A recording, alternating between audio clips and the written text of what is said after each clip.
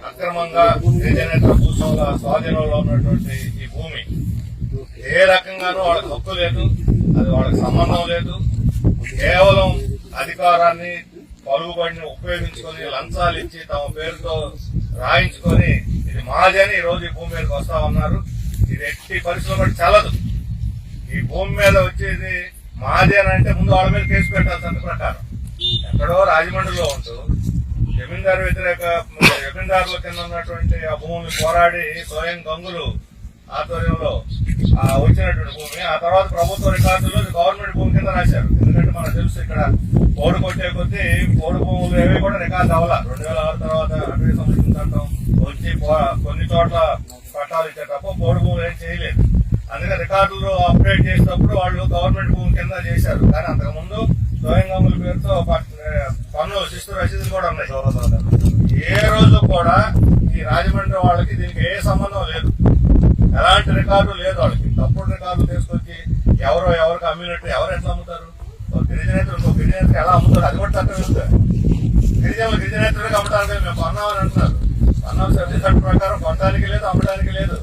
ఇది చల్లదు. వాళ్ళు నిజంగా తప్పుడు రికార్డు వాళ్ళు నిజంగా వాళ్ళు ఏదైనా మోసపోయి కొన్నామన్నా కూడా చల్లదు. చట్టాలు తెలియకుండా వాళ్ళు కొనుగోలు చేస్తే ఇంకా తప్పు. ఇప్పుడు పైగా వచ్చి బెదిరిస్తున్నారు. మనం ఆకుపై చేసిన తర్వాత అక్రమంగా ఇక్కడ మనం లేనటువంటి సమయంలో మన కాంగ్రెస్ అందరూ కూడా మహాసభలో నిర్వహణలో అక్కడ బిజీగా ఉన్న సమయంలో దొంగ దెబ్బతీసి ఇక్కడికి వచ్చి మనం వేసుకున్నటువంటి పంటను నాశనం చేశారు. యాక్చువల్ గా పంటను నాశనం చేసినందుకు వాళ్ళని అరెస్ట్ చేసి కేసు పెట్టి జైల్లో పెట్టాలి. భూ పోరాటాల్లో పేదవాళ్ళని జైల్లో పెడతారు. అక్రమంగా భూములను దురాక్రమణ చేసినటువంటి భూస్వాముల్ని ఈ తప్పుడు రికార్డు సృష్టించిన వాళ్ళు ఎందుకు జైల్లో పెట్టరు? ఒక్కదన్నా జైల్లో పెట్టారని అడుగుతున్నారు. అక్రమంగా భూములు ఆక్రమించుకొని తప్పుడు రికార్డు సృష్టించిన వాళ్ళని మీరు ఒక్కనైనా జైల్లో పెట్టారా? మీరు ఎవరి పక్షం? నేను గవర్నమెంట్ అడుగుతున్నాను, ఎవరి పక్షం? మీరు ఆదివాసుల పక్షమా, భూస్వాముల పక్షమా? మీరు ఆదివాసుల పక్షం అయితే ఈ భూములు ఎన్టీఆర్ భూములు ఈ ఆదివాసులకి చెందుతాయి, గిరిజనుల హక్కు ఇది. మీరు అటవీ సంరక్షణ చట్టం ప్రకారం వాళ్ళందరూ కూడా పొజిషన్ సర్టిఫికేట్ ఇచ్చి పట్టాలు ఇవ్వాలి. దాని వల్ల ఎవడో వచ్చి ఇప్పుడు ఎవరో ఝాన్సీ ఎలక్షన్ అంట పాపం, ఝాన్సీ రాణి. అసలు ఝాన్సీ రాణి ఆమె పరువు పోద్ది పాపం. ఆమె దేశ స్వాతంత్ర సమర యోధురాలు, ఆమె పరువు పోద్ది. ఇప్పుడు ఆమె ఆ రోజు స్వతంత్రం కోసం పోరాడితే ఈ రోజు అక్రమాల కోసం వచ్చి నాకు చంద్రబాబు నాయుడు తెలుసు, లేకపోతే మోడీ తెలుసు, మీ మీద రౌడీ షీట్లు చేస్తాను, ఇలాంటి తాటాకి చప్పుడుకి ఎర్ర జెండా బెదిరిపోదు. భూ పోరాటాల చరిత్ర 1995 నుంచి గత 30 సంవత్సరాలుగా ఈ ప్రాంతంలో సాగుతున్న చరిత్ర ఇక్కడికి వచ్చి ఎవరిని అడిగినా చెప్తారు. ఆమె చరిత్ర తెలుసుకోమంటా మంచిది. అందుకే చంద్రబాబు నాయుడు చెప్పి రెడ్ షీట్లు తీస్తానంటే ఈ తాటాకి చప్పుడుకి మనం బెదరాల్సినటువంటి అవసరం లేదు. ఒకటి కాదు 100 తీసుకోమండి రౌడీ షీట్లు. ఎంతమంది ఎన్ని నిర్బంధాలు. ఇప్పుడు నా చుట్టుపక్కల ఉన్నటువంటి సీతారాం గారు, ఇక్కడ రామకృష్ణ, ఫ్రాన్సిస్, దుర్గారావు, రవి, బలరాం అందరూ ప్రత్యక్షంగా పోరాటాల్లో పాల్గొని మన గిరిజనుల తరఫున నిలబడి జైలుకి వెళ్ళిన వాళ్ళే, పోలీసులు తన్నులు తిన్న వాళ్ళే, కోర్టులు తిరిగిన వాళ్ళు. ఇవేమి మనకి కొత్త కాదు. ప్రజల తరఫున పోరాడేవాళ్ళు ఇట్లా లెక్క చేయరు. ఇది మన న్యాయమైన హక్కు. అన్యాయం కోసం పోరాటం భయపడాలి. అందుకని అధికారులు కూడా చెబుతున్నాను, చట్టాన్ని ధిక్కరించి తప్పుడు రికార్డు సృష్టించిన వాళ్ళు ఎవరైనా సరే సహకరిస్తే, అది ఎంఆర్ఓ అయినా, ఎస్టీసీ అనుకోవాలని ఎవరైనా సరే, పీఓ అయినా ఎవరైనా సరే అట్లా సహకరిస్తే వాళ్ళ మీద మీరు చర్య తీసుకుంటారా లేదా? ఈ చట్టాలు ఉంది ప్రజల కోసమా? ఇక్కడ ఉన్నటువంటి ఈ ఏజెన్సీ ప్రాంతం కూడా ఆదివాసులు వదిలేయకుండా రాష్ట్రాలంతా మీరు వెళ్తున్నారు కదా. ఇక్కడుండే కొద్ది ఏజెన్సీ ప్రాంతం 3 జిల్లాలు, అల్లూరు సీతారామరాజు జిల్లా అని పేరు పెట్టాం. ఉదాహరణకి ఏలూరు జిల్లా, పోలవరం నియోజకవర్గం, అక్కడ మన్యం, పార్తీపురం, ఇక్కడ అంతా కూడా ఒక 7 అసెంబ్లీ నియోజకవర్గాల పరిధిలో ఉన్నటువంటి ప్రాంతం. దీన్ని కూడా మీరే రాష్ట్రం అంతా వెళ్తున్నారు కదా, ఇక్కడ కూడా వెళ్దామనేనా? అందుకని ఇక్కడ ఈ ఆదివాసీ ప్రాంతంలో అక్రమంగా భూములు లాక్కుంటే ఈ భూ దురాక్రమణాన్ని అడ్డుకొని తీరాలి మనం. ఇది మన హక్కు. అలాగే ఇప్పుడు నిర్వహిస్తున్న పేరుతో భూ కుంభకోణం, ఇది సేకరణ కాదు, భూ కుంభకోణం నడుస్తుంది నిర్వహిస్తున్న పేరుతోటి. దీన్ని మనం అనుమతించాలి.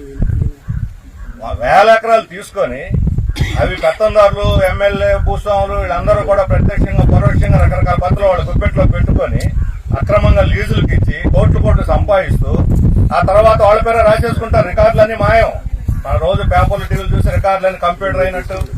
ఆ రికార్డులన్నీ అప్పుడు డీప్ టెక్ అని లేకపోతే రకరకాల పేర్లతో అంతా వచ్చిన ప్రభుత్వం ప్రతిసారి కంప్యూటరైజ్ చేస్తున్నాం, భూములు కంప్యూటర్ 30 ఏళ్ల నుంచి చెబుతూనే ఉన్నారు. మరి సేకరించిన మీ చేతిలో ఉన్న 1000 ఎకరాల భూములు సేకరించిన భూములు ఎటుపోయినాయి, కాకెత్తుకుపోయిందా?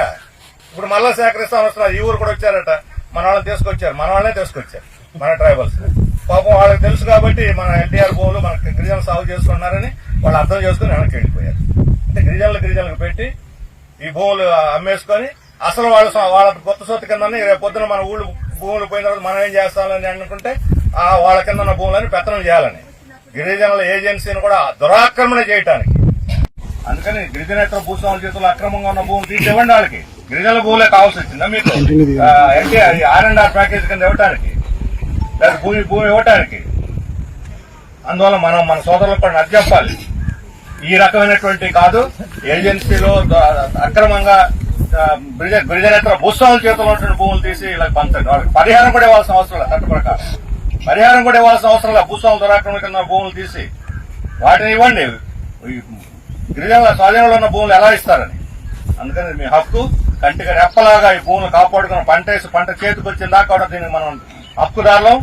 ఎవరు వచ్చినా సరే అదే చెప్పండి. అధికారులు వచ్చినా సరే అవసరమైతే ఏలూరు కాదు విజయవాడ ఎక్కడికైనా సరే ఈ పోరాటాన్ని చేసి న్యాయ పోరాటం, వీధి పోరాటం, భూ పోరాటం అన్ని కూడా చేసి కలగలిపి ఈ భూమిని కాపాడుకోవడానికి అనుభవించడానికి మనం సిద్ధం కావాలని మీరు చేసే పోరాటానికి సిపిఎం పార్టీ ఎర్రజెండా మీకు పూర్తి మద్దతు ఇస్తుంది, సంఘీభావం నిలబడుతుంది, అండగా ఉంటుంది. మీలో ఒకళ్ళగా ఉండి మన కార్యకర్తలు కూడా మీకు తోడ్పాటుగా ఉండి ఇక్కడ పనిచేస్తారు.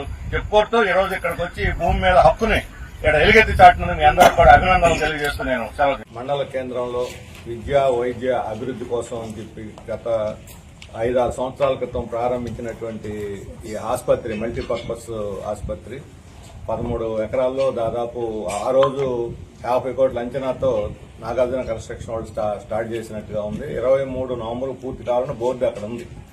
ఈ రోజు డెవలప్మెంట్ గురించి మాట్లాడే నేతలకు ఇది సిగ్గుతో తలదించుకోవడానికి ఒక సాక్ష్యంగా ఉంది.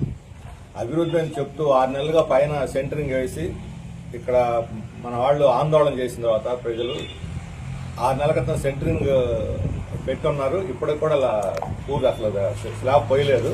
ఈ లోపల ఫస్ట్ ఫ్లోర్ పాత ఎప్పుడో పోసినటువంటి స్లాబ్ మొత్తం బీమ్స్ లో నుంచి లీకేజ్ అవుతాం. వర్షం లేకుండానే లీకేజ్ అవుతాం. పైన మామూలు వాటర్.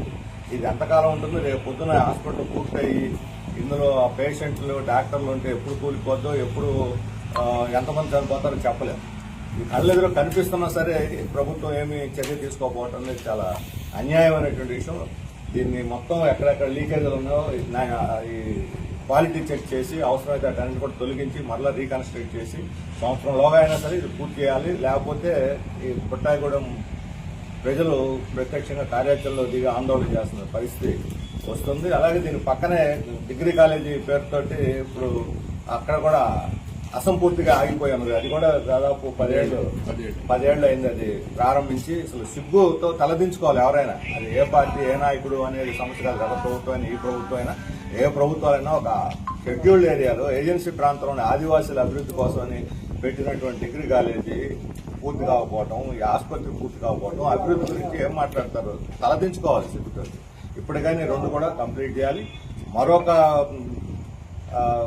ఆశ్చర్యకరమైన విషయం ఏంటంటే ఇక్కడ నిర్వాసితుల కాలనీలు అని చెప్పి కట్టారు. అక్కడ దాదాపు ఒక 500-600 2-3 బ్లాకులుగా కట్టారు. 500-600 ఇళ్లు ఉన్నాయి అక్కడ. ఇంతవరకు ఎవరికి కేటాయించలేదు, ఎవరు రాలేదు. R&R ప్యాకేజీ ఇవ్వకుండా వాళ్ళు రారు, వీళ్ళు కట్టి ఎవరికి కేటాయించలేదు. ఇప్పుడు మరలా మేము పునరావాసం చెప్పి ఈ కాలనీలో కానీ తీసుకొచ్చి పెడితే 2 ఏళ్ల కన్నా ఉండవు, పనికిరావు. మొత్తం చెట్లు ములిసిపోయి స్లాబ్లంతా కూడా వెలిసిపోయి క్వాలిటీ లేనటువంటి ఆ క్వార్టర్స్ లో ఆదివాసీలు కేటాయిస్తామనంటే మాత్రం అన్యాయం. దీనికి ఎవరైతే బాధ్యులు, ఇంత జాతీయ సంపద వృధా కావడానికి, ఇంత డబ్బు వృధా కావడానికి ప్రభుత్వధనం ఎవరైతే బాధ్యులు, ఆ బాధ్యుల మీద చర్య తీసుకోవాలి. వీటన్నిటిని కూడా మళ్ళీ రీప్లేస్ చేసి వాటిని సద్వినియోగం చేసేదానికి ఏం చేయాలని పూర్తి స్థాయి విచారణ చేసి అందుకు బాధ్యుల మీద చర్య తీసుకోవాలని చెప్పి డిమాండ్ చేస్తాం.